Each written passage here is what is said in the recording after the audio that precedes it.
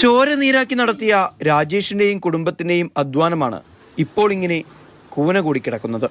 കൃഷിഭൂമിയിൽ നിന്നും 100 മേനി കൊയ്തെങ്കിലും ഇവർക്ക് മുടക്കുമുതൽ പോലും ഇതുവരെ കിട്ടിയിട്ടില്ല. വിളഞ്ഞ 80 കിൻഡൽ കുമ്പളത്തിൽ ആകെ വിറ്റുപോയത് 5 കിൻഡൽ. മഴ കൊണ്ടാലും മോശം ചീഞ്ഞിട്ട് പോകുന്നു, വെയിൽ കൊണ്ടാലും മോശമാണ് ചീഞ്ഞിട്ട് പോകുന്നു. പിന്നെ ഇതിപ്പോൾ അടിയിലടിയിലത് കാറ്റുള്ളഞ്ഞിട്ട് അതും മോശമായിട്ട് മറ്റേ കെട്ടിട്ട് പോകുന്നു. ഈ വെയിലെല്ലാം കൊണ്ടിട്ട് കൃഷിയാക്കിയിട്ട് കുറേ നഷ്ടം വന്നു. നായറിൻ്റെ പൈസയും പിന്നെ വെള്ളമടിച്ച.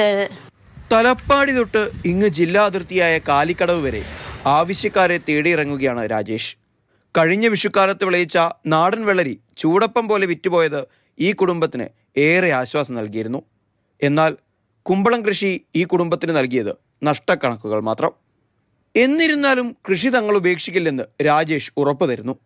എല്ലാവരും ഡോക്ടർ എഞ്ചിനീയർ ആയാൽ മതി, ഇതിനാൾ വേണ്ടേ? ഞാൻ ജീവിച്ചിടത്തോളം കാലം ഇത് ഇങ്ങനെ പോകും. പുതിയ തലമുറ നമ്മൾ എന്തായാലും നമ്മൾ എൻ്റെ ഫാമിലി, പിന്നെ മറ്റുള്ളവർ നമുക്ക് ചെയ്യാൻ പറ്റില്ലല്ലോ. ഞാൻ എന്തായാലും തീർച്ചയായും ഞാൻ കൊണ്ടുവരും.